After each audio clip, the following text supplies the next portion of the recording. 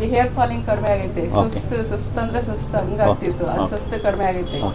ಬಹುಶಃ ಈ tea coffee ಬಿಟ್ಟಿದ್ರಿಂದ 40 ಭಾಗ ಅವ್ರ ಕಾಯಿಲೆ ಕಡಿಮೆ ಆಗಿದೆ. ಫುಡ್ ಈಸ್ ಯುವರ್ ಮೆಡಿಸನ್ ಅಂತ, ಆಹಾರವೇ ಪರಮೌಷಧಿ. ನಿಜ.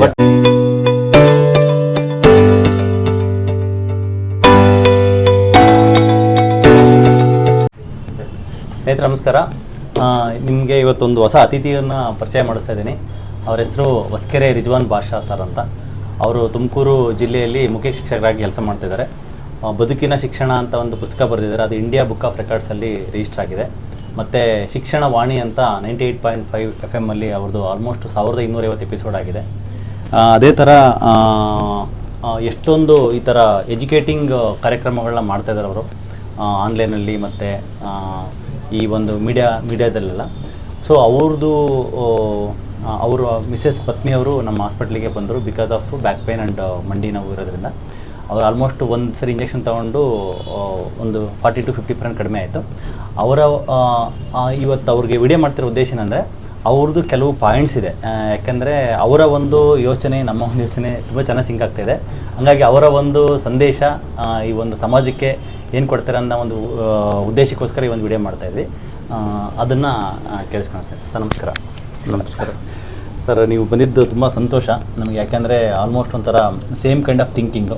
ಆಲ್ಮೋಸ್ಟ್ ಒಂದು 28 ವರ್ಷದಿಂದ ಟೀ ಕಾಫಿ ಕುಡಿದಿಲ್ಲ ಅನ್ನೋದು ಕೇಳಿ ನಮಗೆ ಸಂತೋಷ ಆಯಿತು. ಫಸ್ಟ್ ಒಂಚೂರು ನಿಮ್ಮ ಬ್ರೀಫ್ ಮಾಡಿ ಸರ್. ಎಲ್ರಿಗೂ ನಮಸ್ಕಾರ. ನಮ್ಮ ಪತ್ನಿ ಸುಮಾರು ವರ್ಷದಿಂದ, ನನ್ನ ಹೆಸರು ಹೊಸಕೆರೆ ರಿಜ್ವಾನ್ ಬಾಷಾ ಅಂತೇಳಿ, ನಾನು ಒಬ್ಬ ಬರಹಗಾರ, ಜೊತೆಗೆ ಮುಖ್ಯ ಶಿಕ್ಷಕ ಕೂಡ. ಡಾಕ್ಟರ್ ರಾಕೇಶ್ ಅವರ ವಿಡಿಯೋಗಳನ್ನು ನೋಡಿ ನಮ್ಮ ಮನೆಯವರು ನನಗೂ ಬ್ಯಾಕ್ ಪೇನ್ ಇದೆ, ಒಂದು ಸಾರಿ ಹೋಗಿ ಬರಬೇಕು ಬೆಂಗಳೂರಿಗೆ ಅಂತ ಹೇಳಿದ್ರು. ನನ್ನ ಮಗ ಚೈನಾದಲ್ಲಿ ಮೆಡಿಕಲ್ ಮಾಡ್ತಾ ಇದ್ದಾನೆ, ಸಾಹಿಲ್ ಹುಸೇನ್ ಅಂತೇಳಿ. ಅವನು ಕೂಡ ನಾವು ಚರ್ಚೆ ಮಾಡೋದು, ಈ ಥರ ಇದೆ, ಏನು ಮಾಡಬೇಕು ಅಂತೇಳಿ. ಖಂಡಿತ ಹೋಗಿ ಬನ್ನಿ, ಒಳ್ಳೇದಾದ್ರೆ ಏನಂತೆ ಅಂತ ನನ್ನ ಮಗ ಸಲಹೆ ಕೊಟ್ಟ.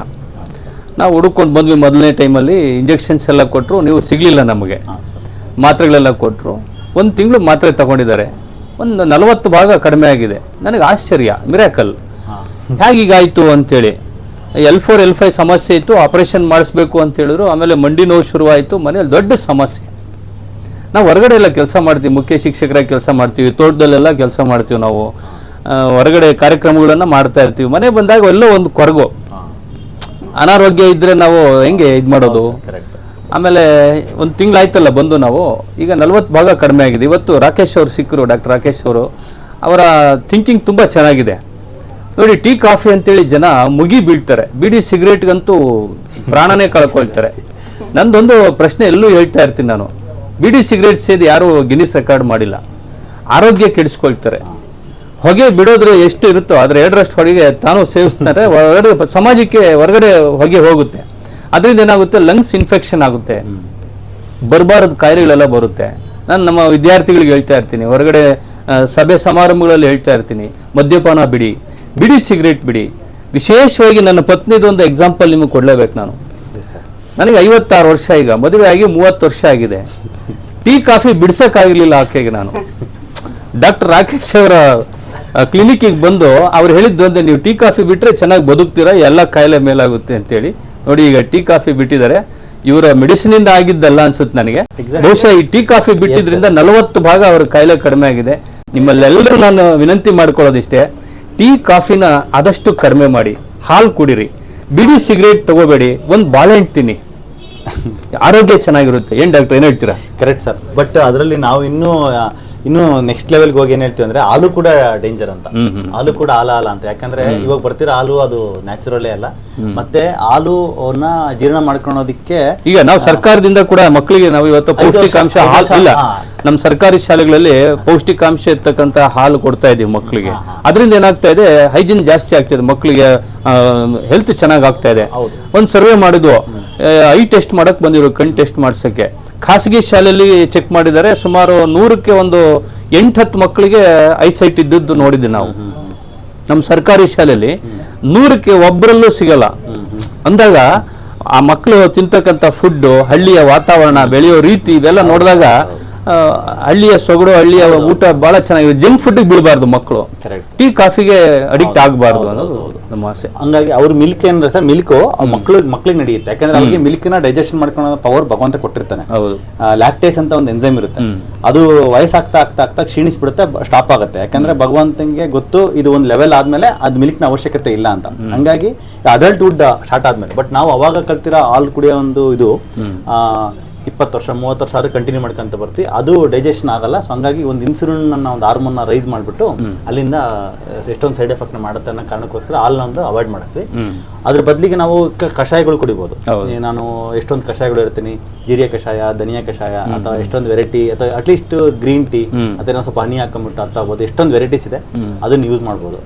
ಬಟ್ ನೀವು ಹೇಳಿದ ಕರೆಕ್ಟ್ ಸರ್, ಹಳ್ಳಿನಲ್ಲಿ ಇರೋ ಒಂದು ಅದೇ ಆಕ್ಚುಲಿ ರಿಯಲ್ ಸಂಪತ್ತು. ಹೌದು, ಸತ್ಯವಾಗಿರೋ ಸಂಪತ್ತು ಅಂದ್ರೆ ಆ ಒಂದು ಸೊಗಡು, ಆ ಒಂದು ಪ್ರಕೃತಿ, ಆರೋಗ್ಯ, ಅಷ್ಟು ಎಲ್ಲ ತಾಜಾ ಸಿಗುತ್ತಲ್ಲಿ. ಕರೆಕ್ಟ್, ನೈಸರ್ಗಿಕವಾಗಿ ಬೆಳೆದಂತ ಆಹಾರ ಧಾನ್ಯಗಳು ಸಿಗ್ತವೆ ಮಕ್ಕಳಿಗೆ, ಸ್ಟ್ರೆಂತ್ ಆಗಿರ್ತಾರೆ ಹಳ್ಳಿ ಮಕ್ಕಳು. ಸಿಟಿ ಮಕ್ಕಳು ನೋಡಿ ನೀವು ಜಂಕ್ ಫುಡ್ ಬೀಳ್ತಾರೆ, pizza, burger, panipuri, gobi manchuri, street food ಇವೆಲ್ಲ ತಿಂದು ಏನಾಗ್ತಾ ಇದೆ, ಮಕ್ಕಳಲ್ಲಿ ಸತ್ವ ಕಡಿಮೆ ಆಗ್ತಾ ಇದೆ. ಮತ್ತೆ ಮುಖ್ಯವಾಗಿ ಹಳ್ಳಿನಲ್ಲಿ ಮಕ್ಕಳು ಮಣ್ಣಲ್ಲಿ ಆಡ್ತಾರೆ.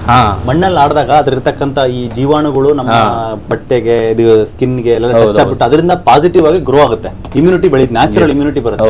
ಬಟ್ ಇಲ್ಲಿ ಮಣ್ಣೆ ಮುಟ್ಟಲ್ಲ ಮಕ್ಕಳು, ಮುಟ್ಟಲ್ಲ. 10 ವರ್ಷ 15 ವರ್ಷ ಕೊಟ್ಲೆ ಮಣ್ಣು, ಈವನ್ ಪಾರ್ಕಿಗೆ ಹೋದ್ರು ಅಲ್ಲಿ ಇದಿರುತ್ತೆ, ಒಂದು ಕಲ್ಲಿ, ಇದು ಸಿಮೆಂಟ್ ಒಂದು ರೋಡ್ ಮಾಡಿರ್ತಾರೆ ಪಾರ್ಕ್ ಅಲ್ಲಿ, ಆ ಕಲ್ಲಿಂದು.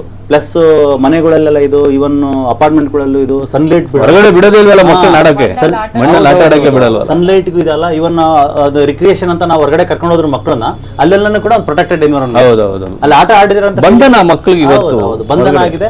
ಅದರಿಂದ ಆಮೇಲೆ ಒಂದು ಸೋಷಿಯಲೈಸೇಷನ್ ಇಲ್ಲ ಮಕ್ಕಳು. ಹಳ್ಳಿಗಳಲ್ಲಿ ಆ ಒಂದು ಆಟ ರೀತಿನೇ ಬೇರೆ, ಆ ಒಂದು ಮಕ್ಕಳ ಜೊತೆ ಬೆರೆಯೋ ರೀತಿನೇ ಬೇರೆ, ಅವ್ರವ್ರ ಏಜ್ನಾರ ಅವ್ರ ಸಿಂಕ್ ಆಗ್ಬಿಡ್ತಾರೆ. ಬಟ್ ಇಲ್ಲಿ ಸಿಟಿನಲ್ಲಿ ಏನಾಗುತ್ತೆ, ಅದು ಆ ಥರ ಆಗ್ತಾ ಇಲ್ಲ ಹೆಚ್ಚಿಗಾಗಿ. ಹಂಗಾಗಿ ಸೋಷಿಯಲೈಸೇಷನ್ ಇಲ್ಲ, ಮಣ್ಣಿನ ಒಂದು ಮಕ್ಕಳಿಗೆ ಮಳೆ ಬಂದ್ರೆ ನೆನೀತಾರೆ, ಹಳ್ಳಿ ಸಂಬಂಧಗಳು ಬೆಲೆ ಇರಲ್ಲ, ಆ ಒಂದು ಸಾಮಾಜಿಕ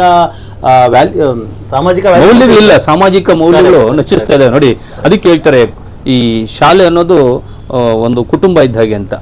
ಈ ಕೌಟುಂಬಿಕ ಮೌಲ್ಯಗಳು ಮಕ್ಕಳಿಗೆ ಸಿಕ್ಕರೆ ಶಾಲೆ ಒಂದು ಪುಟ್ಟ ಸಮಾಜ ಇದ್ದ ಹಾಗೆ. ಹಾಗೆ ಕುಟುಂಬದಲ್ಲೂ ಕೂಡ ತಂದೆ ತಾಯಿ ಪ್ರೀತಿ ಸಿಗುತ್ತೆ, ಸಹಕಾರ ಸಿಗುತ್ತೆ. ಹಿಂದೆ ಎಲ್ಲ ಅವಿಭಕ್ತ ಕುಟುಂಬಗಳಿದ್ವು, ಚಿಕ್ಕಪ್ಪ, ದೊಡ್ಡಪ್ಪ, ಚಿಕ್ಕಮ್ಮ, ಅತ್ತೆ, ಮಾವ ಇವರೆಲ್ಲ ಕೂಡ ಕುಟುಂಬದಲ್ಲಿ ಇರ್ತಾ ಇದ್ರು. ಈಗ ಬಹಳ ಕುಟುಂಬಗಳು ಬಹಳ ಚಿಕ್ಕದಾಗಿ ಆಗ್ಬಿಟ್ಟು, ತಂದೆ ತಾಯಿ ಒಬ್ಬ ಅಥವಾ ಇಬ್ಬರು ಮಕ್ಕಳು. ಹಂಗಾಗಿ ಮಕ್ಕಳ ಲಾಲನೆ ಪಾಲನೆ ಕೂಡ ಬಹಳ ಮುಖ್ಯ ಆಗುತ್ತೆ ಇಲ್ಲಿ. ಸಾಮಾಜಿಕ ಮೌಲ್ಯಗಳು, ಮೊಬೈಲ್ಗಳು ಜಾಸ್ತಿ. ಮುಂಚೆ ಕಮ್ಯುನಿಕೇಶನ್ ಮಾಡಕ್ಕೆ ಕಷ್ಟ ಇತ್ತು, ಬಟ್ ಆದ್ರೂ ಪತ್ರಗಳು ಬರೆಯೋದ್ರ ಮುಖಾಂತರ, ಟೆಲಿಫೋನ್ ಅಲ್ಲಿ ಕಾಲ್ ಮಾಡೋದ್ರ ಮುಖಾಂತರ, ವಾರಕ್ಕೆ ಒಂದ್ಸರಿ ಕಾಲ್ ಮಾಡಿ. ಇವಾಗ ಮೊಬೈಲ್ ಕಂಟಿನ್ಯೂಸ್ ಆಗಿರ್ತಾರೆ, ಬಟ್ ತಿಂಗಳು 2 ತಿಂಗಳಾದ್ರೂ ಕಾಲ್ ಮಾಡಿರೋದಿಲ್ಲ. ಅಂದ್ರೆ ಆ ಒಂದು ಕಮ್ಯುನಿಕೇಶನ್ ಎಸ್ಟಾಬ್ಲಿಷ್ ಆಗಿರಲ್ಲ, ಸಂಪರ್ಕನೇ ಇರೋದಿಲ್ಲ. ಮೊಬೈಲ್ ಗೀಳಿಗೆ ಬಿದ್ದು ಮಕ್ಕಳು ಏನಾಗ್ತಾ ಇದಾವೆ, ಕಣ್ಣುಗಳು ಕಳ್ಕೊಂತ ಇದಾರೆ, ಒಂದು ದೃಶ್ಯ ಆಗ್ತಾ ಇದೆ, ಮೆಮೊರಿ ಪವರ್ ಲಾಸ್ ಆಗ್ತಾ ಇದೆ ಮಕ್ಕಳಿಗೆ. ಓದೋ ಹವ್ಯಾಸನೇ ಮರ್ತು ಬಿಟ್ರು ಮಕ್ಕಳು.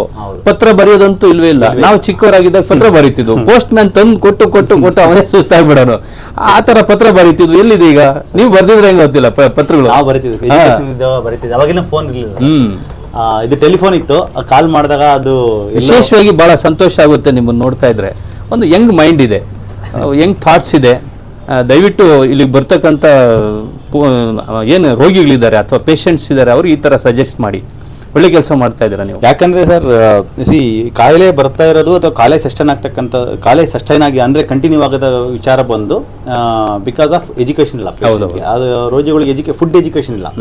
ನಮಗೆ ಮೆಡಿಕಲ್ ಎಜುಕೇಶನ್ ಮಾಡುವಾಗ ಫುಡ್ ಬಗ್ಗೆ ಒಂದೇ ಒಂದು ಚಾಪ್ಟರ್ ಬರುತ್ತೆ. ಆಕ್ಚುಲಿ ಒಂದು 50% ಆಗಿ ಮಿನಿಮಮ್ 50% ಇರಬೇಕು, ಇನ್ನೊಂದು 50% ಇದನ್ನ ಹೇಳ್ಕೊಳ್ಳಿ, ಟ್ರೀಟ್ಮೆಂಟ್ ಬಗ್ಗೆ ಹೇಳ್ಕೊಳ್ಳಿ. 50% ಇರಬೇಕಾದ್ರೆ ಇವತ್ತು ಒಂದು ಚಾಪ್ಟರ್ ಫುಡ್ ಬಗ್ಗೆ. ಇವನ್ ಮಕ್ಕಳಿಗೆ ನಾವು ನಮ್ಮ ಓದೋರ ಇವರು ಒಬ್ರು BO ನಿನ್ನೆ ಒಂದು ವಿಡಿಯೋ ಹಾಕಿದ್ದೀನಿ ಸರ್, ಅವರು ಮೈಸೂರವರು. ಅವ್ರದ್ದು ವಿಡಿಯೋದಲ್ಲಿ ಅವ್ರು ಹೇಳ್ತಾರೆ, ಅವ್ರು ಆಕ್ಚುಲಿ ಇವಾಗ BO ಆಗಿದೆ, ನೆಕ್ಸ್ಟ್ ಪ್ರಮೋಷನ್ ಆಗ್ತಿದೆ ಸರ್, ನನಗೆ ಆಲ್ಮೋಸ್ಟ್ 15 ವರ್ಷದಿಂದ ಈ ಸಂಧಿವಾತ ಇದೆಲ್ಲ ಸಫರ್ ಆದೆ. ನೋಡಿ ನಿನ್ನೆ ಹಾಕಿದ್ದೆ ಅದರಲ್ಲಿ. ಸೊ ಫುಡ್ ಎಜುಕೇಶನ್ ಮಕ್ಕಳಿಗೆ ಸ್ವಲ್ಪ ಇವಾಗಿಂದ ನಾವು ಮಾಡೋದಕ್ಕೆ ಪ್ರೇರೇಪಿಸ್ತೀವಿ ಅಂತ. ಅಂದ್ರೆ ಮೇನ್ ನೀವು ಹೇಳಿರಲ್ಲ ಸರ್, ಜಂಕ್ ಅವಾಯ್ಡ್ ಮಾಡಬೇಕು. ಯಾಕಂದ್ರೆ ಮಕ್ಕಳಿಗೆ ಮೈಂಡ್ ಅಷ್ಟು ಫ್ರೆಶ್ ಆಗಿರುತ್ತೆ, ಎಲ್ಲಾನು ಕ್ಯಾಪ್ಚರ್. ನಾವು ಶಾಲೆಗಳಲ್ಲಿ ಮಾತ್ರ ಕಡ್ಡಾಯವಾಗಿ ಹೇಳ್ತೀವಿ, ಇದನ್ನ ಕಡ್ಡಾಯವಾಗಿ ಹೇಳ್ತೀವಿ. ಏನ್ ಫುಡ್ ತಗೋಬೇಕು 100%. ನಮ್ಮ ಕ್ಲಾಸ್ ರೂಮ್ ಸಿಚುಯೇಷನ್ ಅಲ್ಲಿ ಬರೀ ಇದನ್ನ ಹೇಳ್ತೀವಿ ನಾವು. ಏನ್ ಫುಡ್ ತಗೋಬೇಕು, ಏನ್ ತಿನ್ಬಾರ್ದು, ಏನ್ ಮಾಡ್ಬೇಕು, ವಾಟ್ ಡೂ ಅಂಡ್ ಡೋಂಟ್ಸ್ ಅಂತ ಎಲ್ಲ ಹೇಳ್ತೀವಿ ನಾವು ಮಕ್ಕಳಿಗೆ. ಬಹಳ ಹಳ್ಳಿ ಮಕ್ಕಳು, ನಾವು ಕೆಲಸ ಮಾಡೋ ಶಾಲೆ ದುಡ್ನಳ್ಳಿ ಅಂತೇಳಿ, ಸರ್ಕಾರಿ ಪ್ರೌಢಶಾಲೆ ದುಡ್ನಳ್ಳಿಲಿ. ಬನ್ನಿ ನಮ್ಮ ಮಕ್ಕಳನ್ನ ಮೀಟ್ ಮಾಡಿಸ್ತೀನಿ. ತುಂಬಾ ಚೆನ್ನಾಗಿದ್ದಾವೆ ಮಕ್ಕಳು, ಟೀಚರ್ಸ್ ಚೆನ್ನಾಗಿದ್ದಾರೆ ಅಲ್ಲಿ. ಎಲ್ಲ ಅವೇರ್ನೆಸ್ ಮೂಡಿಸ್ತಾ ಇದೀವಿ ನಾವು, ಸೋಷಿಯಲ್ ಪ್ರೋಗ್ರಾಮ್ಸ್ ಎಲ್ಲ ಮಾಡ್ತಾ ಇರ್ತೀವಿ. ನಿಮ್ಮಂತವ್ರನ್ನೆಲ್ಲ ಕರೆಸ್ತೀವಿ, ದಯವಿಟ್ಟು ನಮ್ಮ ಶಾಲೆಗೆ ಒಂದ್ಸರಿ ಬನ್ನಿ ನೀವು, ಅರ್ಥ ಆಯ್ತಾ? ಬಂದೊಂದು ಪ್ರೋಗ್ರಾಮ್ ಮಾಡೋಣ, ನಮ್ಮ ಮಕ್ಕಳಿಗೂ ತಿಳಿ ಹೇಳಿ. ಎಜುಕೇಶನ್ ಬೇಕು ಸರ್. ಇವಾಗಿಂದ ನಾವು ನೋಡಿ 1+1 ಅಂತ ಹೇಳ್ಕೊಡೋದು ಎಷ್ಟು ಹೆಲ್ಪ್ ಆಗುತ್ತೋ ಅದೇ ನಾವು ಈಗ ರಿಫೈಂಡ್ ಆಯಿಲ್ ಅವಾಯ್ಡ್ ಮಾಡೋದು ನಮ್ಮ ಲೈಫ್ ಅಷ್ಟೇ ಬೆನಿಫಿಟ್ ಅಂತ ನಮಗೆ ಗೊತ್ತಾಗೇ ಆಗುತ್ತೆ. ನಾವು ಯಾವಾಗಲೂ ಫ್ಯೂಚರ್ ಅಲ್ಲಿ 30-35 ವರ್ಷ ಕಾಯಿಲೆಗೆ ಬಿದ್ದು ಅವಾಗ ಇದನ್ನೇನು ಯೂಸ್ ಮಾಡ್ಬಾರ್ದು ಅಂತ ಗೊತ್ತು ಮಾಡೋಕ್ಕಿಂತ ಮುಂಚೆಯಿಂದನೇ ನಾವು ಗೊತ್ತಾಗ್ಬಿಟ್ಟಿದ್ರೆ ಕೋಕೋನಟ್ ಆಯಿಲ್ ಯೂಸ್ ಮಾಡಬೇಕು, ತುಪ್ಪ ಯೂಸ್ ಮಾಡಬೇಕು ಅಂತ, ಅಟ್ಲೀಸ್ಟ್ ಫ್ಯೂಚರ್ ಲೈಫ್ ಟೈಮ್ ಅವನು ಹೆಲ್ತ್ ಚೆನ್ನಾಗಿರುತ್ತೆ. ಅವನು ಅಲ್ಲಿಂದ ಹೆಲ್ತ್ ಜೊತೆಗೆ ಅವನು ಒಳ್ಳೆ ಹೈಯರ್ ಎಜುಕೇಶನ್ ಮಾಡಿ ಅಲ್ಲಿಂದ ಸೆಟ್ಲ್ ಆದಾಗ ಅದು ಇನ್ನೂ ಆಡೆಡ್ ಅಡ್ವಾಂಟೇಜ್. ಹೌದಲ್ವಾ? ಈಗ ನೋಡಿ, ಬಡವರು ಯಾಕೆ ಬಡವರು ಆಗ್ತಾರೆ ಅಂತ ಹೇಳಿದ್ರೆ ನನ್ನ ಪ್ರಕಾರ 500 ರೂಪಾಯಿ ದುಡಿತಾನ ಅವನು.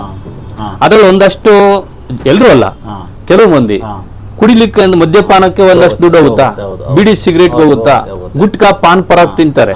ಇದರಿಂದ ಏನಾಗ್ತಾ ಇದೆ, ಕಾಯಿಲೆ ಬರುತ್ತೆ.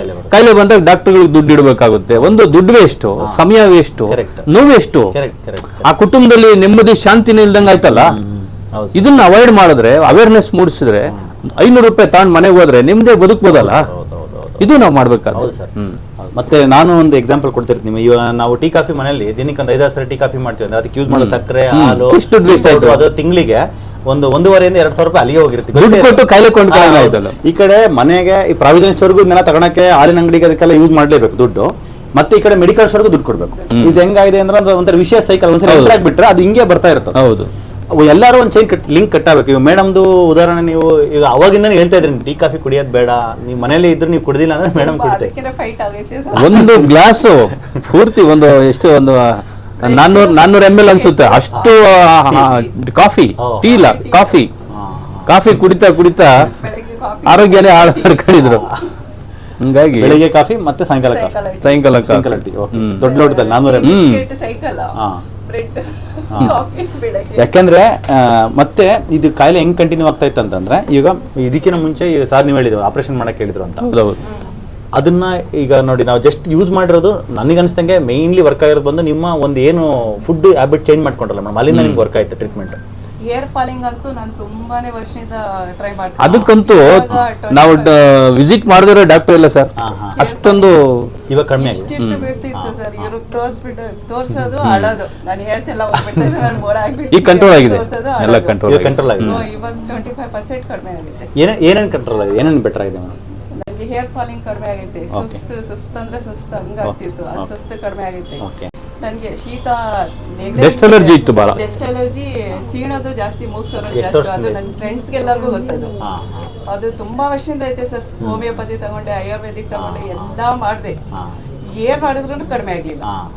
ಇದ್ರಲ್ಲಿ ಇಲ್ಲಿ ಹೋದಾಗ್ಲಿಂದ 1 ತಿಂಗಳಿಂದ 1 ಸಿಟ್ರೋಜನ್ ಮಾತ್ರ ತಗೊಂಡಿಲ್ಲ ನಾನು. ಜಿನ್ಸೆಟ್ ತಗೊಳ್ಳೋದು ಸರ್, ಸಿಟ್ರೋಜನ್ ಅಲ್ಲ ಜಿನ್ಸೆಟ್, ಅದು ಸಿಟ್ರೋಜನ್ ಕಂಟೆಂಟೇನೆ. ಜಿನ್ಸೆಟ್ ನನಗೆ ಗೊತ್ತಿಲ್ಲದಂಗೆ ಜಿನ್ಸೆಟ್ ತಗೋಬಿಡೋದು, ಅದು ಜಾಸ್ತಿ ಅಡಿಕ್ಟ್ ಆಗಿಬಿಟ್ರೆ. ಎಷ್ಟು ದಿನಕ್ಕೆ ಒಂದ್ಸರಿ ತಗೊಂತಿದ್ರಿ ಮೇಡಮ್ ಮುಂಚೆ? 2 ದಿವಸ ಒಂದು ತಗೊಂಡ್ರೆ 2 ದಿವಸ ಮೇಂಟೈನ್ ಆಗುತ್ತೆ, ಮತ್ತೆ ತಗೋಬೇಕು. ಅದೇನ್ ಪರ್ಮನೆಂಟ್ ಅಲ್ಲ, ಅದು ಟೆಂಪರರಿ ರಿಲೀಫ್ ಅಷ್ಟೇ. ಲಗ್ ಹಾಕ್ತಾರೆ, ಹಂಗೆ ಬಂದು. ಎಷ್ಟು ವರ್ಷ ತಗೊಂತಿದ್ರ? ತುಂಬಾ ವರ್ಷದಿಂದ ತಗೊಂತಿದ್ದೆ ಸರ್ ಅದು ಸಿಟ್ರೋಜನ್. ಇವಾಗ ಇಲ್ಲಿಗೆ ಬಂದಾದ್ಮೇಲೆ ಇಲ್ಲ, ಒಂದು ತಗೊಂಡಿಲ್ಲ, ತಗೊಂಡಿಲ್ಲ. ಅದೇ ನಂಗೆ ತುಂಬಾ ಪ್ರಾಬ್ಲಮ್ ಅಂದ್ರೆ ಅದರಿಂದಲೇ ಆಗ್ತಿತ್ತು. ಆಮೇಲೆ ಮತ್ತೆ ಮಲಬದ್ಧತೆ ಸ್ವಲ್ಪ ಸ್ವಲ್ಪ ಪ್ರಾಬ್ಲಮ್, ಅದು ಸರಿ ಆಗುತ್ತೆ. ಅದು ಕಾಫಿ ಎಫೆಕ್ಟ್ ಅಷ್ಟು ಆಗಿದೆ, ಸ್ವಲ್ಪ ಡ್ಯಾಮೇಜ್ ಸರಿ ಆಗುತ್ತೆ. ಇವತ್ತು ಅದು ಆಯಿಲ್ ಕೊಡ್ತಾ ಇದ್ದಾನೆ, ಅದರಲ್ಲಿ ಅದು ಕಡಿಮೆ ಆಗುತ್ತೆ. ಮತ್ತು ಪೀರಿಯಡ್ಸ್ದು ಒಂದು ಬೆಟರ್ ಆಗಿದೆ, ಅದು 6 ಮಂತ್ಸ್ ಇದ್ದೇ ಇರುತ್ತೆ, ಸರಿ ಬೆಟರ್. ಸೊ ಈ ಥರ ಈಗ ಆಹಾರ ಅನ್ನೋದು ಒಂದು ಆಹಾರನ ವರ್ಕ್ ಮಾಡುವಾಗ ರೂಟು ಅದು ಒಂದು ತಾಯಿ ಬೇರಿದ್ದಂಗೆ, ಅದಕ್ಕೆ ನಾವು ಟ್ರೀಟ್ಮೆಂಟ್ ಕೊಟ್ಟಾಗ ಅದು ಟ್ರೀಟ್ಮೆಂಟ್ ಕೊಟ್ಟರೆ ಎಲ್ಲನೂ ಬೆಟರ್ ಆಗುತ್ತೆ ನೋಡಿ. ಈಗ ನೆಗಡಿ ENT ಡಾಕ್ಟರ್ ಅದು ಮಾಡೋ ಕೆಲಸ. ಒಂದ್ಸರಿ ENT ಹೇಳ್ಬೇಕು ಕತೆ ನಿಮಗೆ, ಸೈಡ್ ಎಫೆಕ್ಟ್ ಆಗ್ಬಿಟ್ಟಿತ್ತು. ಅದು ಮಾತ್ರ ಯಾವ್ದೋ ಕೊಟ್ಟಿದ್ರು, ಅಥವಾ ಸೈಡ್ ಎಫೆಕ್ಟ್ ಆಗ್ಬಿಟ್ಟು ಬೇರೆ ಕಾಯಿಲೆಗೆ ತಿರ್ಕೋಬಿಟ್ಟಿತ್ತು. ಈ ತರ ಒಂದಲ್ಲ ಬಹಳಷ್ಟು ಸಮಸ್ಯೆಗಳು ಅನುಭವಿಸಿದ್ವಿ. ದೇವ್ರ ದಯದಿಂದ ಈಗ 1 ತಿಂಗಳಿಂದ ನಾನು ರಿಲೀಫ್ ಆಗಿದ್ದೀನಿ. ಅವ್ರು ಗುಣ ಆಗಿರೋದಿರ್ಲಿ, ನಾನು ರಿಲೀಫ್ ಆಗಿದ್ದೀನಿ ಸರ್. ಯಾಕಂದ್ರೆ ಮನೆಯಲ್ಲಿ ನಾವು ಹೊರಗಡೆ ಹೋಗಿ ದುಡ್ದು ಬಂದೆಲ್ಲ ಮಾಡುವಾಗ ಅದು ಒಂದು ಮನೆಗೆ ಹೋದಾಗ ನೆಮ್ಮದಿ ಇರ್ಬೇಕು, ಅಲ್ಲಿನೂ ಅಷ್ಟು ಸಮಸ್ಯೆ ಇರ್ಬೇಕು. ಮತ್ತೆ ಅವರು ಸಫರ್ ಆಗ್ತಾ ಇರ್ತಾರೆ, ನಾವು ಇಷ್ಟೆಲ್ಲ ಕೆಲಸ ಮಾಡಿ ಅವರು ಚೆನ್ನಾಗಿರ್ಲಿ ಅಂತ ಚೆಲ್ಲ ಸಫರ್. ಬಟ್ ಹೇಳಿದ ಮತ್ತೆ ಕೇಳಿರ್ಲಿಲ್ಲ ಮೇಡಮ್, ಅದೊಂದಿದೆ. ಈಗ ನೋಡಿ, ನಾವು ತೋಟದಲ್ಲಿ ದುಡಿತೀವಿ ಸರ್. ನಿನ್ನೆ ಭಾನುವಾರ ತೋಟದಲ್ಲೂ ಕೆಲಸ ಮಾಡಿದ್ದೀನಿ ನಾನು. ನನಗೆ ಆತರ ಸಮಸ್ಯೆ ಎಂತದೂ ಇಲ್ಲ. ನಾವು ಮುದ್ದೆ ತಿಂತೀವಿ, 56 ವರ್ಷ ಅಂದ್ರೆ ಮುದ್ದೆ ತಿಂತೀನಿ, ಅರ್ಥ ಆಯ್ತಾ. ಬೆಳಿಗ್ಗೆ ಹೊತ್ತು ಕೆಲಸ ಮಾಡ್ತೀವಿ, ನಾವು ಸ್ಕೂಲಲ್ಲೂ ಕೆಲಸ ಮಾಡ್ತೀವಿ, ಅರ್ಥ ಆಯ್ತಾ. 1 ನಿಮಿಷ ವ್ಯಯ ಮಾಡಲ್ಲ ನಾವು. ಚೆನ್ನಾಗಿದೆ, ದೇವ್ರ ದಯದಿಂದ ಚೆನ್ನಾಗಿದೆ. ಮಾತ್ರ ಇದ್ರೆ ಅಂತ ತಗೊಳಲ್ಲ, ಹೌದು ಆರಾಮಾಗಿದ್ದೀವಿ. ಬೇಕಾಗಲ್ಲ ಸರ್. ಈಗ ನೋಡಿ, ಫುಡ್ ಈಸ್ ಮೆಡಿಸಿನ್. ಫುಡ್ ಅಲ್ಲಿ ನೀವು ಅವಾಯ್ಡ್ ಮಾಡ್ಬಿಟ್ಟಿದ್ದೀರಾ. ಈಗ ಫಾದರ್ ಆಫ್ ಮೆಡಿಸಿನ್ ಹಿಪೋಕ್ರಟಸ್ ಬಂದು ಹೇಳಿರೋದು ಏನಂದ್ರೆ, ಅಥವಾ ಸಾಕ್ರೆಟಿಸ್ ಅವರಲ್ಲಿ ಹೇಳೋದೇನಂದ್ರೆ, ಫುಡ್ ಈಸ್ ಯುವರ್ ಮೆಡಿಸಿನ್ ಅಂತ. ಆಹಾರವೇ ಪರಮೌಷಧಿ. ಬಟ್ ನಾವೊಂದು ಮರ್ತಿರೋದ್ರಿಂದನೇ ಈಗ ಮೇಡಮ್ ಫುಡ್ ಅದು ಮಾಡ್ತಿಲ್ಲ, ಹಂಗಾಗಿ ಮೆಡಿಸಿನ್ ಬೇಕಾಗಿತ್ತು ಅವ್ರಿಗೆ. ನಮ್ಮ ಹಳ್ಳಿ ಜನ ಹೇಳ್ತಾರಲ್ಲ ಸರ್, ಹೊಟ್ಟೆ ನಿನ್ನಿಂದ ನಾನು ಕೆಟ್ಟೆ ಅಂತೇಳಿ. ಕರೆಕ್ಟ್. ಹೊಟ್ಟೆ ಏನಂದ್ರೆ ನಾವು ಹೌದೌದು ಸರ್, ಹೊಟ್ಟೆ ಚೆನ್ನಾಗಿ ಇಟ್ಕೊಂಡ್ಬಿಟ್ರೆ ಹೌದು, ಕಾಯಿಲೆನೇ ಬರಲ್ಲ. ಹೊಟ್ಟೆ ಕೆಟ್ಟರೆ ಎಲ್ಲ ಕೆಟ್ಟೆ, ಆಮೇಲೆ ಅದು ಎಲ್ಲರಿಗೂ ನೆಮ್ಮದಿ ಹಾಳಾಗುತ್ತೆ. ಫೈನಾನ್ಷಿಯಲಿ ವೀಕ್ ಆಗ್ತೀವಿ. ಎಲ್ಲ ತುಂಬಾ ಡೇಟಿಂಗ್ ಫುಡ್ ಜಾಸ್ತಿ ಚೆನ್ನಾಗಿ ತಗೊಳುತ್ತೆ ಸರ್. ನಾವು ಇಷ್ಟು ಡೇಟಿಂಗ್ ಮಾಡಿದ್ರು ನನ್ಗೆ ಏನ್ ಕಾಯಿಲೆ ಒಂದು ವಾಸಿ ಆಗ್ತಿಲ್ಲ ಅಂತ ನನ್ಗೆ ಬೇಜಾರಾಗ್ತಿತ್ತು. ಎಷ್ಟೋ ಸತ ಇವ್ರಿಗೆ ಹೇಳಿದೀನಿ, ಇಷ್ಟು ಚೆನ್ನಾಗಿ ತಿಂತೀವಿ ನಾವು, ಏನು ಅಷ್ಟು ಮಟನ್ ಚಿಕನ್ ಮೀನು ಏನು ಅವೆಲ್ಲ ಇಲ್ಲ ಸರ್ ನಮ್ಮಲ್ಲಿ, ಜಾಸ್ತಿ ಇದಿಲ್ಲ. ಆಯಿಲ್ ಕಂಟೆಂಟ್ ಆಗಲಿ, ಶುಗರ್ ಕಂಟೆಂಟ್ ಹೆಚ್ಚು ತಗೊಳ್ಳೋದು, ಎಷ್ಟು ಇದು ಮಾಡಿದ್ರು ಹೋಗ್ತಾ ಇಲ್ಲ. ಎಕ್ಸಾಂಪಲ್ ನೀವು ನಿನ್ನೆ ಹೇಳಿದೆ ಮೇಡಮ್ ವಿಡಿಯೋದಲ್ಲಿ ಹೇಳಿದೀನಲ್ಲ, ಅವರು ಎಲ್ಲಾ ಡಯಟು ಮಾಡಿದೀನಿ ಸರ್. ಆಯುರ್ವೇದ, ಹೋಮಿಯೋಪತಿ, ಅಲೋಪತಿ ಎಲ್ಲಾ ಪತಿಗಳಿಗೂ ಹೋಗಿ ಬಂದೀನಿ. ಬಟ್ ಮೇನ್ಲಿ ಪಥ್ಯ ಅನ್ನೋದೊಂದು ಮಾಡಿದ್ರೆ ಸರ್, ಎಲ್ಲ ಅವ್ರು ಹೇಳಿದ್ರೆ ಪಥ್ಯ ಎಲ್ಲ ಮಾಡ್ತಿದ್ದೆ, ಟೀ ಕಾಫಿ ಬಿಡಿ ಅಂತ ಡಾಕ್ಟರ್ ಹೇಳಿಲ್ಲ ಅಂತ. ಮೇನ್ಲಿ ಟೀ ಕಾಫಿ, ಯಾಕಂದ್ರೆ ನೋಡಿ ನಾವು ಏನೇನೋ ಡಯಟ್ ನಾವು ಮಾಡ್ಸಲ್ಲ. ಮೇನ್ಲಿ ಬರೋದು ಇಷ್ಟು. ಈ ನೋಡಿ, ಈ ಎಷ್ಟೇ ದೊಡ್ಡ ದೊಡ್ಡ ಚಾರ್ಟ್ಗಳು ಡಯಟ್ ಇರುತ್ತೆ, ಬುಕ್ಲೆಟ್ ಇರುತ್ತೆ, ಸಿಂಪಲ್ ಒಂದು ಕಾರ್ಡಿಗೆ ಬಂದಿದ್ವಿ. ಏನಂದ್ರೆ ಇದು ಮೇನ್ಲಿ ಟೀ, ಕಾಫಿ, ಹಾಲು, ಮೊಸರು, ಪರೋಟ, ಬೇಕರಿ ಪದಾರ್ಥ, ಮೈದಾ ಪದಾರ್ಥ, ಪೂರಿ, ಚಪಾತಿ, ಉಪ್ಪಿಟ್ಟು, ಗೋಧಿ ಪದಾರ್ಥ. ಇಷ್ಟು ಅವಾಯ್ಡ್ ಮಾಡಿಬಿಟ್ರೆ ಸಾಕು. ಬೇರೆ ಆಲ್ಮೋಸ್ಟ್ ಎಲ್ಲನೂ ಟೇಕ್ ಕೇರ್ ಆಗ್ಬಿಡುತ್ತೆ. ಯಾಕಂದ್ರೆ ಸರ್, ಡಯಟ್ ಅಲ್ಲಿ ಒಂದು ಅಲ್ಲಿ ಮಿಸ್ಕನ್ಸೆಪ್ಷನ್ ಅಂದ್ರೆ, ಇಂಥ ತಿನ್ನಿ ಅಂದ್ರೆ ನಾವು ತಿನ್ಬಿಡ್ತೀವಿ. ಯಾವುದೋ ಒಂದು ಫ್ರೂಟ್ಸ್ ತಿನ್ನಿ, ಯಾವುದೋ ಕಾಡಲ್ಲಿರೋ ಒಂದು ಸಸ್ಯ ತಂದು ತಿನ್ನಿ ಅಂದ್ರೆ ನಾವು ತಿನ್ಬಿಡ್ತೀವಿ. ಬಟ್ ಇದನ್ನ ಬಿಡ್ರಿ ಅಂದ್ರೆ ಬಿಡಕ್ಕಾಗಲ್ಲ. ಅದು ಈಗ ಬಹಳ ಸಿಂಪಲ್. ಅದು ಬೆಳೆಗಿಂತ ಕಳೆನೆ ಜಾಸ್ತಿ ಬರೋದು, ಅರ್ಥ ಆಯ್ತಾ? ಬೆಳೆಗಿಂತ ಕಳೆನೆ ಜಾಸ್ತಿ. ಕೆಟ್ಟದ್ದು ಬೇಗ ಸ್ವೀಕರಿಸಿದ ಮನಸ್ಸು, ಒಳ್ಳೇದು ತಗೋಬೇಕಂದ್ರೆ ಬಹಳ ನಿಧಾನ ಆಗುತ್ತೆ, ಕಷ್ಟ. ಅದು ತಗೊಳುತ್ತೆ ತರ. ಬಟ್ ಎಜುಕೇಟ್ ಮಾಡ್ಬೋದು. ಇದೆ ಸರ್, ಇದ್ದಿದ್ದು ಫಸ್ಟ್ ಸ್ಟಾರ್ಟಿಂಗ್ ಚಿಕ್ಕ ವಯಸ್ಸಿನಿಂದಾನೇ ಇತ್ತು ಡಸ್ಟ್ ಅಲರ್ಜಿ. ಅದರಿಂದ ತುಂಬಾ ಡಾಕ್ಟರ್ಸ್ ತೋರಿಸ್ಬೇಕು. ಅಂದ್ರೆ ಮದುವೆ ಹಾಕಿ ಮುಂಚೆನೇ ಕಾಫಿ ಅಭ್ಯಾಸ ಇದೆ. ಮುಂಚೆನೆ ಇತ್ತು ಕಾಫಿ ಟೀ ಅಂತೂ ಬಾಲ್ಯದಿಂದಲೇ ತಾಂತಿದ್ದಾರೆ ಅವರು. ಹಾಲು ಅಂತ ತಗೊಂತ ಇರ್ಲಿಲ್ಲ, ಕಾಫಿ ಟೀ ಇತ್ತು. ಬಟ್ ಹಾಲು ಹಾಕ್ತಿವಲ್ಲ ಮೇಡಮ್, ಕಾಫಿ ಟೀಗೆ ಹಾಲು ಹಾಕಿ ಅದ್ರ ಪ್ರಾಪರ್ಟಿ ಅಂತ ಚಿಕ್ಕ ವಯಸ್ಸಿನಿಂದಾನು ಇತ್ತು. ಅದನ್ನು ತೋರಿಸಿ ಅದರಿಂದಾನೇ ಎಲ್ಲ ಕಾಯಿಲೆ ಒಂದೊಂದು. ಅದರಿಂದ ಅಲ್ಲ, ಈಗ ಡಸ್ಟ್ ಅಲರ್ಜಿ ಬಂದಿರೋದು ಇಲ್ಲಿ ರೂಟ್ ಕಾಜ್ ಇದೆ, ಇಲ್ಲಿ ಬೇರೆ. ಇಲ್ಲಿ ರೂಟ್ ಕಾಜ್ ಬೇರೆ, ಇದು ಡಸ್ಟ್ ಅಲರ್ಜಿ ಕೊಟ್ಟಿದೆ. ಈಗ ಡಸ್ಟ್ ಅಲರ್ಜಿ ಆದ್ಮೇಲೆ ಅಷ್ಟಕ್ಕೆ ನಿಲ್ಲಲ್ಲ, ಅದು ರೂಟ್ ಕಾಜ್ ಹಂಗೆ ಇದೆಯಲ್ಲ, ಆಕ್ಟಿವ್ ಆಗಿದೆಯಲ್ಲ. ಸೊ ಇನ್ನೊಂದಕ್ಕೆ ಬಂತು. ಮತ್ತೆ ಇನ್ನೊಂದಕ್ಕೆ ನಿಮಗೆ ಇದು ಸ್ಪ್ರೈನ್ ಆಗಿದ್ದು ಅದೇ ಮಂಡಿ ನೋವು ಬಂದಿರೋದು ಅದೇ ಕಾರಣದಿಂದಾನೆ. ಸೊಂಟ ನೋವು, ಸ್ಪಾಂಡಿಲೋಸಿಸ್ ಅದು ಬಂದಿರೋದು ಅದೇ ಕಾರಣ. ಹಿಂಗೆ ಒಂದು ರೂಟ್ ಕಾಸ್ ಆಕ್ಟಿವ್ ಆಗಿದ್ಬಿಟ್ರೆ ಎಲ್ಲ ಬಂದ್ಬಿಡುತ್ತೆ. ಇವಾಗ ನಾವು ಸರ್ಜರಿ ಮಾಡ್ತೀವಿ. ಸರ್ಜರಿ ಮಾಡಿದಾಗ ನೀವು ಡಸ್ಟ್ ಅಲರ್ಜಿ ಏನೋ ಸೈನಸೈಟಿಸ್ ಸರ್ಜರಿ ಮಾಡಿಬಿಡಿ ಅಂತ ಮಾಡ್ಬಿಡ್ತೀರಿ. ಇದನ್ನ ರೂಟ್ ಕಾಸ್ ಹಂಗಿದೆ, ಸೊಂಟ ನೋವು ಹಂಗಿದೆ, ಮಂಡಿ ನೋವು ಹಂಗಿದೆ. ಆಮೇಲೆ ಈಗ ಸೊಂಟದ್ದು ನೀವು ಸರ್ಜರಿ ಹೇಳಿರಂತ ಹೇಳಿದೆ ಸರ್, ಆಪರೇಷನ್. ಸೊಂಟದ್ದು ಆಪರೇಷನ್ ಮಾಡಿದ್ರು ಕೂಡ ಡಸ್ಟ್ ಅಲರ್ಜಿ ಹಂಗಿರುತ್ತೆ, ಅಥವಾ ರೂಟ್ ಕಾಸ್ ಹಂಗೆ ಇರೋದ್ರಿಂದ ಮತ್ತೆ ಒಂದು ವರ್ಷ ಆದ್ಮೇಲೆ ಸೊಂಟ ನೋವು ರಿಪೀಟ್ ಆಗಿರುತ್ತೆ. Because of the root cause still ಅಲ್ಲ. ಇದನ್ನ ನಾವು ಸರಿ ಮಾಡಿರೋದ್ರಿಂದ ನಿಮ್ಗೆ 8-9 ವರ್ಷದಿಂದ ಹಂಗೆ ಆಗಿರೋದು ನನಗೆ. ಸ್ವಲ್ಪ ದಿವಸ ಕಡಿಮೆ ಆಗುತ್ತೆ, ಸ್ವಲ್ಪ ದಿವಸ ಜಾಸ್ತಿ ಆಗುತ್ತೆ. ಏನಾದ್ರೂ ಬೇಕು, ಜೀರೋ ಡರ್ಪಿ ಅಂತ ಬರುತ್ತಲ್ಲ ಸರ್, ಆಲ್ಮೋಸ್ಟ್ ಮೆಡಿಕಲ್ ಸ್ಟೋರ್ ಅರ್ಧ ಮಾತ್ರೆಗಳು ನೆನ್ಪು ತಗೊಂಡಿದ್ದೀನಿ. ನಾನು ನುಂಗಿ ಬೇರೆಯವ್ರಿಗೂ ಹೇಳಿದ್ದೀನಿ ಸಜೆಷನ್, ಅದು ತಗೊಳ್ಳಿ, ಅದು ತಗೊಳ್ಳಿ ಅಂತ. ರಾಂಗ್ ಇನ್ಫಾರ್ಮೇಶನ್ ಅದು ಹೇಳಬಾರ್ದಂಗೆ.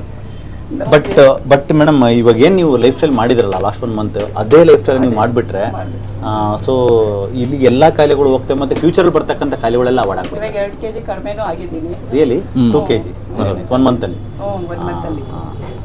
ಇವತ್ತು ನಾನು ಡೇಟ್ ಹೇಳ್ತೀನಲ್ಲ, ನನಗೆ ಎಕ್ಸರ್ಸೈಸ್ ಮಾಡಕ್ ಆಗ್ಲಿಲ್ಲ. ಇದರಿಂದ ಅವಶ್ಯಕತೆ ಇಲ್ಲ. ನಾವು ನೀವು ಇನ್ನೂ 1 ಮಂತ್ ವರೆಗೆ ಎಕ್ಸರ್ಸೈಸ್ ಮಾಡಕ್ ಹೋಗ್ಬೇಡಿ. ನೆಕ್ಸ್ಟ್ ವಿಸಿಟ್ವರೆಗೂ ಎಕ್ಸರ್ಸೈಸೇ ಮಾಡ್ಸಲ್ಲ. ಯಾಕಂದ್ರೆ ಇದೆಲ್ಲ ಮಾಡಿರೋದ್ರಿಂದ ವಿಟಮಿನ್ಸ್ ಎಲ್ಲ ಡಿಫಿಷಿಯನ್ಸಿ ಇರುತ್ತೆ. ಈ ಟೈಮಲ್ಲಿ ಎಕ್ಸರ್ಸೈಸ್ ಮಾಡಿದ್ರೆ ಬಾಡಿ ಓವರ್ ಸ್ಟ್ರೈನ್ ಆಗ್ಬಿಟ್ಟು ಜಾಸ್ತಿ ಪೇನ್ ಆಗ್ತದೆ. ಸೊ ಫಸ್ಟ್ ವಿಟಮಿನ್ಸ್ನ ಫಿಲ್ ಮಾಡೋಣ. ಇವಾಗ ಆಗಿರೋ ಡ್ಯಾಮೇಜ್ನ ಕಮ್ಮಿ ಮಾಡಿಬಿಟ್ಟು ವಿಟಮಿನ್ಸ್ ಕಮ್ಮಿ ಇರೋದನ್ನ ನಾರ್ಮಲಿ ತಂದ್ರೆ, ನ್ಯೂಟ್ರಿಷನ್ ಡಿಫಿಷಿಯನ್ಸಿ ಆಗಿರೋದನ್ನ ಈಗ ಟಾಕ್ಸಿನ್ಸ್ ಅವಾಯ್ಡ್ ಮಾಡೋದು ಒಂದು ವೆರಿ ಇಂಪಾರ್ಟೆಂಟ್. ಟಾಕ್ಸಿನ್ಸ್ ಅವಾಯ್ಡ್ ಆಗಿದೆ. ಈಗ ನೆಕ್ಸ್ಟ್ ಬಂದು ನ್ಯೂಟ್ರಿಷನ್ ಡಿಫಿಷಿಯನ್ಸಿ ಕರೆಕ್ಷನ್ ಮಾಡೋದು. ಈಗ ನೆಕ್ಸ್ಟ್ ಬಂದು ಎಕ್ಸರ್ಸೈಸ್, ಅದನ್ನ ಸ್ಟ್ರೆಂಥನಿಂಗ್ ಮಾಡೋದು. ಪೇನ್ ಹೋಗ್ಬಿಟ್ಟಿರುತ್ತೆ, ಅವಾಗ ನೀವು ಎಕ್ಸರ್ಸೈಸ್ ಮಾಡಿದ್ರೆ ಸ್ಟ್ರೆಂತ್ ಬರುತ್ತೆ, ಸೊಂಟ ಗಟ್ಟಿ ಆಗುತ್ತೆ, ಮಂಡಿ ಎಲ್ಲ ಗಟ್ಟಿ ಆಗುತ್ತೆ. ಈ ಥರ ಹೇರ್ ಫಾಲಿಂಗ್ ಅಂತೂ ತುಂಬಾ ವರ್ಷದಿಂದ ತುಂಬಾನೇ ಹೊರಬಿಟ್ಟೆ. ಅದು ಸ್ಕಿನ್ ಡಾಕ್ಟರ್ಸ್ ಹತ್ರ ಅದೂ ನಿಂತಿಲ್ಲ. ಇವಾಗ ಅದು ಸ್ವಲ್ಪ ಸಮಾಧಾನ ಆಯ್ತು ಈಗ. Very good. ಇಲ್ಲ, ಅದು ಕಂಪ್ಲೀಟ್ ಆಗಿ ಹೋಗುತ್ತೆ. ಇನ್ನು ಮತ್ತೆ ನೀವು ರೀಗ್ರೋ ಆಗುತ್ತೆ. ಯಾಕಂದ್ರೆ ಇದು ಈಗ ಟಾಕ್ಸಿನ್ಸ್ ಇಂದ ಆಗ್ತಾ ಇತ್ತು, ಕಳೆಯಿಂದ ಬೆಳೆ ಬೆಳ್ಕೊಂತ ಇರಲಿಲ್ಲ. ಕಳೆ ತೆಗೆದಿದ್ದೀವಿ, ಇಲ್ಲ ಬೆಳ್ಕೊಂತ ಡೆಫಿನೆಟ್ಲಿ ಬೆಳಕು. ನೀವು 6 ಮಂತ್ಸ್ ಆದ್ಮೇಲೆ ನೋಡಿ, ಎಲ್ಲೆಲ್ಲ ತಿನ್ನಿಂಗ್ ಆಗಿರುತ್ತೋ ಅಲ್ಲಿ ಚೆನ್ನಾಗಿ ಬಂದಿರುತ್ತೆ. ನನ್ನ ಪೇಷಂಟ್ಸೇ ಹೇಳ್ತಾರೆ 6 ಮಂತ್ಸ್ 1 year ಆದ್ಮೇಲೆ, ಸರ್ ಈಗ ಮುಂದ್ಗಡೆ ಎಕ್ಸಾಂಪಲ್ ಪ್ಯಾಚ್ ಆಗಿರುತ್ತೆ ಅವ್ರಿಗೆ, ತುಂಬಾ ಏರ್ ಫಾಲ್ ಆಗಿ ಇವೆಲ್ಲ ನಿಲ್ಲಿಸಿ ಅವ್ರಿಗೆ ಐರನ್ ಅದ್ರಲ್ಲಿ ನಿಮ್ಗೆ ಐರನ್ ತುಂಬ ಕಮ್ಮಿ ಇದೆ 26 ಇದೆ, ಐರನ್ ಎಲ್ಲ ಡಿಫಿಷಿಯನ್ಸಿ ಕರೆಕ್ಷನ್ ಆಗಿಬಿಡ್ತು ಅಂದರೆ ಅವಾಗ ಆಟೋಮೆಟಿಕಲಿ ಅಲ್ಲಿ ಬಂದಿರುತ್ತೆ. ಅಲ್ಲಿ ಒಂದು ವರ್ಷ ಹೆಂಗೆ ಕಂಪೇರ್ ಮಾಡೋದಂದ್ರೆ ಹಳೆ ಏರ್ಸ್ ಇಷ್ಟುದ್ದೇ ಇರ್ತವೆ, ಹೊಸ ಬಂದಿರೋ ಏರ್ಸ್ ಇಷ್ಟುದ್ದೇ ಈ ಥರ. ಓಕೆ ಸರ್, ಜನಸಾಮಾನ್ಯರು ನಿಮ್ಮ ಬಳಿಗೆ ಬರ್ತಾರೆ, ಅವ್ರಿಗೆ ಒಳ್ಳೆ ಟ್ರೀಟ್ಮೆಂಟ್ ಕೊಡಿ. ಆದಷ್ಟು ಕಡಿಮೆ ಖರ್ಚಿನಲ್ಲಿ ಜನಸಾಮಾನ್ಯರು ಬಂದು ಬಡವರು ಕೂಡ ಇಲ್ಲಿ ಬಂದು ಟ್ರೀಟ್ಮೆಂಟ್ ತಗೊಳ್ಳೋ ತರ ಮಾಡಿ, ಒಳ್ಳೇದಾಗ್ಲಿ, ಎಲ್ರಿಗೂ ಒಳ್ಳೇದಾದ್ರೆ ಸಮಾಜದಲ್ಲಿ ನಾವೆಲ್ಲ ಈಗ ಸುಮ್ಮನೆ ಯಾವುದೋ ಒಂದು ಫ್ಯಾನ್ಸಿ ಟ್ರೀಟ್ಮೆಂಟ್ ಅನ್ನೋದು ಬೇಕಿಲ್ಲ, ಅವಶ್ಯಕತೆ ಇಲ್ಲ. ನೋಡಿ, ಒಂದು ನೀವು ಮಾಡೋದು ಸರಿ ಇದೆ, ಅದರಿಂದ ಸೈಡ್ ಎಫೆಕ್ಟ್ ಆಗಬಾರ್ದು, ಜನಸಾಮಾನ್ಯರಿಗೆ ತಲುಪಬೇಕು, ಅವ್ರಿಗೆ ಹಣಕ್ಕೋಸ್ಕರ ಅವರು ಹಾಹಾಕಾರ ಪಡಬಾರ್ದು, ಅದನ್ನ ಮೇಂಟೈನ್ ಮಾಡಿ ದಯವಿಟ್ಟು. ನಮ್ಮ ಸರ್ಕಾರಿ ಹಾಸ್ಪಿಟಲ್ ಕೂಡ ಒಳ್ಳೆ ಡಾಕ್ಟರ್ಸ್ ಇದ್ದಾರೆ, ಅಲ್ಲೂ ಟ್ರೀಟ್ಮೆಂಟ್ ತಗೊಂತಿದ್ದಾರೆ. ಇದು ಒಳ್ಳೇದನ್ನಿಸ್ತು ನಮಗೆ, ಒಳ್ಳೇದಾಗ್ಲಿ, ಎಲ್ಲರೂ ಅನುಕೂಲ ಆಗಲಿ. ಮೆಟ್ಲತ್ತು ಮೇಲೆ ಹೋದ್ರೆ ಸುಸ್ತಾಗಿ ಒಂದು 5 ನಿಮಿಷ ಸುಧಾರಿಸ್ಕೋಬೇಕಾಗಿತ್ತು. ಫಸ್ಟ್ ನಾನು ಉಸಿರಾಟ ಗುಯ್ ಗುಯ್ ಅನ್ನೋದು ಉಸಿರಾಟ ಮೇಲಕ್ಕೆ ಇದ್ದಾಗ್ತಿದ್ದೆ, ಎಳೆದೋದಕ್ಕೆ ಉಪ್ಸ ಬರ್ತಿತ್ತು. ಇವಾಗ ಏನಿಲ್ಲ, ಆರಾಮಾಗಿ ಹತ್ತೀನಿ. ಅದೇ ಬಾಡಿಗೆ ಏನೇನು ಅವಶ್ಯಕತೆ ಇತ್ತು ಅದೆಲ್ಲ ಸಿಗ್ತಾ ಇದೆಯಲ್ಲ ಈಗ. ಒಂದ್ ತಿಂಗಳಿಂದ ಅದೇ ಹೇಳ್ತಾ ಇದೀನಿ ನಮ್ಮ ಮನೆಯವ್ರು. ನಾನು 10 ವರ್ಷ ಹಿಂದಕ್ಕೆ ಹೋಗ್ಬಿಟ್ಟಿಲ್ಲ ಮೇಡಮ್. ಏಜ್ ರಿವರ್ಸಲ್ ಅನ್ನೋದು ಇದೇನೆ ಹೇಳ್ತಾರಲ್ಲ, ಆಂಟಿ ಏಜಿಂಗ್ ಏಜ್ ರಿವರ್ಸಲ್ ಅಂದ್ರೆ ಈಗ 50 ವರ್ಷದವರು 30 ವರ್ಷದ ತರ ಆಗೋದು ಹೆಂಗಂದ್ರೆ, ನಾವು ಯೂಶಲಿ ಹೇಳ್ತೀವಿ ಮಂಡಿ ರೀಜನರೇಟ್ ಆಗುತ್ತಾ, ಸೊಂಟ ರೀಜನರೇಟ್ ಆಗುತ್ತಾ. ತುಂಬಾ 4 ವರ್ಷದಿಂದ ತುಂಬಾನೇ ಇದಿತ್ತು ನನಗೆ. ಇಷ್ಟೇ ಅಲ್ಲ ಬಿಡು, ಯಾವಾಗ ಸಾಯ್ತೀನೋ ಹೋದ್ರೆ ಬೇಜಾರಾಗ್ಬಿಟ್ಟಿತ್ತು ಅಷ್ಟು. ನಾನು ಹೇಳ್ತಿದ್ದೆ ನಮ್ಮ ಮನೆಯವ್ರನ್ನ, ಯಾವತ್ತೋ ಒಂದ್ ದಿವಸ ಹೋಗ್ಬಿಡ್ತೀನಿ, ಇರೋ ಅಷ್ಟು ದಿನ ನಾವು ಆರೋಗ್ಯವಾಗಿರ್ಬೇಕು, ಬೆಡ್ ರಿಡನ್ ಆಗ್ಬಾರ್ದು. ಅದು ಪೇನು ಇಲ್ದಂಗೆ ನಿಧಾನಕ್ಕಿದ್ದು ಭಗವಂತ ಯಾವಾಗ ಕರ್ಕೊಂಡೆ ಅದು ನಮ್ ಕೈಗಿಲ್ಲ. ಬಟ್ ಭಗವಂತ ನಮ್ಗೆ ಒಂದು ಆಯುಧ ಅಂತ ಕೊಟ್ಟಿರ್ತಾನೆ, ಒಂದು ಅವಧಿ. ಆ ಅವಧಿನಲ್ಲಿ ನಾವು ಆರೋಗ್ಯ ಚೆನ್ನಾಗಿರ್ಬೇಕು, ಹೆಲ್ತಿ ಆಗಿರ್ಬೇಕು ಅಷ್ಟೇ. ಬೆಡ್ಡಿಂದ ಹೇಳಕ್ಕೇನೆ ಬೇಜಾರಾಗ್ತಿತ್ತು ಸರ್ ಅಷ್ಟೊಂದು. ಡೈಲಿ ಬೆಳಿಗ್ಗೆ ಇಲ್ಲವೋ ಅಲ್ಲವೋ ಇಲ್ಲವೋ ಎಲ್ಲ ಕಡೆ ನೋವು, ಹಂಗ್ ಬೇಜಾರಾಗ್ತಿತ್ತು. ಮತ್ತೆ ನಮ್ಮ ಯೂಟ್ಯೂಬ್ ವೀಕ್ಷಕರಿಗೆ ಏನು ಹೇಳಕ್ಕೆ ಇಷ್ಟಪಡ್ತೀರಿ ಸರ್? ರಾಕೇಶ್ ಅವರು ಒಂದು ಒಳ್ಳೆ ಕೆಲಸ ಮಾಡ್ತಾ ಇದ್ದಾರೆ. ಈ ಬೊಮ್ಮನಹಳ್ಳಿ HSR ಲೇಔಟಲ್ಲಿ ಹುಡುಕೊಂಡು ಬಂದರೆ ಇಂಥ ಒಬ್ಬ ಒಳ್ಳೆ ವ್ಯಕ್ತಿ ಸಿಗ್ತಾರೆ ಅಂತೇಳಿ ನಾವು ಅಂದ್ಕೊಂಡಿದ್ದಿಲ್ಲ. ಜನಸಾಮಾನ್ಯರು ಕೂಡ ಇಲ್ಲಿಗೆ ಬರುವಂತ ಆಗಲಿ, ಬಹಳಷ್ಟು ಕಷ್ಟಗಳನ್ನು ಅನುಭವಿಸ್ತಾ ಇದ್ದಾರೆ ಜನ. ಮಂಡಿ ನೋವು, ಬ್ಯಾಕ್ ಪೈನು, ಮೂಳೆ ಮುರಿತ, ಇಂಥವೆಲ್ಲ ಆಪರೇಷನ್ ಮಾಡಿ ಅಂತ ಹೇಳ್ತಾರೆ. ಲಕ್ಷ ಎಲ್ಲಿ ತರ್ತಾರೆ ಬಡವರು. ಕನಿಷ್ಠ ಅಮೌಂಟಲ್ಲಿ, ಕನಿಷ್ಠ ಹಣದಲ್ಲಿ ಒಳ್ಳೆ ಗುಣ ಆದ್ರೆ ಅದಕ್ಕಿಂತ ಇನ್ನೇನ್ ಬೇಕು. ಮುಖ್ಯವಾಗಿ ಇದನ್ನ ಸ್ಟಾರ್ಟ್ ಮಾಡಿದೆ ಅದಕ್ಕೆ ಸರ್. ಒಂದು ಮಂಡಿ ಆಪರೇಷನ್ ಮಾಡ್ಬೇಕಂದ್ರೆ 3.5 ರಿಂದ 4 ಲಕ್ಷ ಎಲ್ಲಿ ತರ್ತಾರೆ ಹೇಳಿ ದುಡ್ಡು ಒಂದು ಮಂಡಿಗೆ. ಬಟ್ ಅವ್ರಿಗೆ ಗೊತ್ತಿರಲ್ಲ, ಮಂಡಿ ನೋವಿರೋರಿಗೆ ಗೊತ್ತಿರಲ್ಲ. ನಾನು ಟೀ ಕಾಫಿ ಕುಡಿತಾ ಇದ್ದೀನಿ ಡೈಲಿ, ಅದು ಬಿಟ್ಬಿಟ್ರೆ ನನಗೆ 50% ಸರಿ ಆಗುತ್ತೆ. ಆಮೇಲೆ ಅಲ್ಲಿ ಏನು ನಾವು ಜೆಲ್ ಇಂಜೆಕ್ಷನ್ ಅಥವಾ ಈ ವಿಟಮಿನ್ಸ್ ಅದೆಲ್ಲ ರೀಜನರೇಟ್ ಆಗೋದಕ್ಕೆ, ಈಗ ಟೀ ಕಾಫಿ ಬಿಡೋದ್ರಿಂದ ಸವಿಯೋದು ನಿಂತ್ಬಿಡುತ್ತೆ. ಬಟ್ ಸೌದಿರೋದನ್ನ ಸರಿ ಮಾಡೋದಕ್ಕೆ ಅಲ್ಲಿಗೆ ಓಜೋನು ಅದು ಇದು ಇಂಜೆಕ್ಷನ್ಸ್ ಬೇಕಾಗುತ್ತೆ, ಆಕ್ಸಿಜನ್ ಇಂಜೆಕ್ಷನ್ಸ್ ಅವೆಲ್ಲ. ಅದನ್ನ ಕೊಟ್ಬಿಟ್ರೆ ಒಂದು 3-4 ಇಂಜೆಕ್ಷನ್ಸ್ ಅಲ್ಲಿ ಸರಿ ಆಗ್ಬಿಡ್ತಾರೆ ಅವ್ರು, ಒಂದು 80-90% ಹೋಗ್ಬಿಡುತ್ತೆ. ಸೊ ಅದಕ್ಕೆ ಯಾಕೆ 4 ಲಕ್ಷ ನಾವು ಖರ್ಚು ಮಾಡ್ಬೇಕು? ಮತ್ತೆ ನ್ಯಾಚುರಲ್ ಆಗಿರುತ್ತಲ್ಲ, ಅದು ಇಂಟ್ಯಾಕ್ಟ್ ಆಗಿರುತ್ತೆ. ಅದು ಆಪರೇಷನ್ ಮಾಡ್ದಂಗೆ ಗುಣಪಡಿಸಬಹುದಲ್ಲ. ಹೌದು, ಆಪರೇಷನ್ ಒಂದ್ಸರಿ ನೈಫ್ ಬಿತ್ತು ಅಂದ್ರೆ ಅಲ್ಲಿಗೆ it is having its own complication, originality ಹೋಗುತ್ತೆ. ಮತ್ತೆ ಅವ್ನಿಗೆ ಸೈಕಲಾಜಿಕಲಿ ನನಗೆ ಆಪರೇಷನ್ ಆಗಿದೆ ಅಂತ ಹೇಳಿ ಕೊರಗು. ಹೌದು, ಎಲ್ಲಿ ಹೋದ್ರು ಅವ್ರಿಗೆ ಮೆಟ್ಲತ್ತ ಇಳುವಾಗ ಮುಂಚೆ ಯೋಚನೆ ಮಾಡೋಗ್ತಾರೆ, ಗ್ಯಾರಂಟಿ ಇಲ್ವಲ್ಲ ಅದು. ಆಪರೇಷನ್ ಮಾಡಿದ ಮಾತ್ರಕ್ಕೆ ಒರಿಜಿನಾಲಿಟಿ ಎಲ್ಲೂ ಹೋಯ್ತಲ್ಲ ಅದು. ತಿರುಗಿ ಏನ್ ಬೇಕಾದ್ರೂ ಆಗ್ಬೋದು. ಹಂಗಾಗಿ ಆಪರೇಷನ್ ಇಲ್ದಂಗೆನೆ ಒಳ್ಳೆ ಕೆಲಸ ಆಗುತ್ತೆ, ದಯವಿಟ್ಟು ಮಾಡಿ. ಆ ಒಂದು ಉದ್ದೇಶದಿಂದನೇ ನಾವು ಇದನ್ನ ಸ್ಟಾರ್ಟ್ ಮಾಡಿದ್ವಿ. ಮಾಡಿ, ಒಳ್ಳೇದಾಗಿ. ಅದಕ್ಕೋಸ್ಕರನೇ ಸಾಕಷ್ಟು ಜನಕ್ಕೆ ಆಲ್ಮೋಸ್ಟ್ ಒಂದು 25-30 ಸಾವಿರ ಜನಕ್ಕೆ ಈ ಒಂದು ವರ್ಷದಲ್ಲೇ ಟ್ರೀಟ್ಮೆಂಟ್ ಕೊಟ್ಟಿದ್ವಿ ಮಾಡಿ. ಬಿಕಾಸ್ ಅವ್ರಿಗೆ ಹೆಲ್ಪ್ ಆಗುತ್ತೆ. ಎಷ್ಟು ಸಾವಿರಾರು ಜನಕ್ಕೆ ಸರ್ಜರಿ ಅವಾಯ್ಡ್ ಆಗಿದೆ. ನಿಜ. ಆಮೇಲೆ ನ್ಯಾಚುರಲ್ ಇಂಕ್ಯೂರ್ ಆಗಿದೆ. ಈಗ ನೋಡಿ, ಈಗ ಹೆಂಗಿರ್ತಾರೆ, ಸರ್ಜರಿ ಅವಾಯ್ಡ್ ಮಾಡೋದು ಒಂದು, ಇವಾಗ ಸರ್ಜರಿ ಹೇಳಿದ್ರೆ ಮಾಡಿಸ್ಕೊಳ್ಳೋದು. ಬಟ್ ಪೇನ್ ನಾವು ಎವ್ರಿ ಡೇ ಸಫರ್ ಮಾಡ್ತಾ ಇತ್ತು. ಸರ್ಜರಿ ಬೇಡ, ಓಕೆ ಬೇಡಪ್ಪ, ಕಾಂಪ್ಲಿಕೇಶನ್ ಆಯ್ತಂತ ಅವ್ರು ಮಾಡಿಸಲ್ಲ. ಹಿಂಸೆ ಅನುಭವಿಸ್ಕೊಂಡು ಕುಟುಂಬದಲ್ಲಿ ಬದುಕಕ್ಕಾಗಲ್ಲ, ಅದು ಅವ್ರಿಗೂ ಕಷ್ಟ.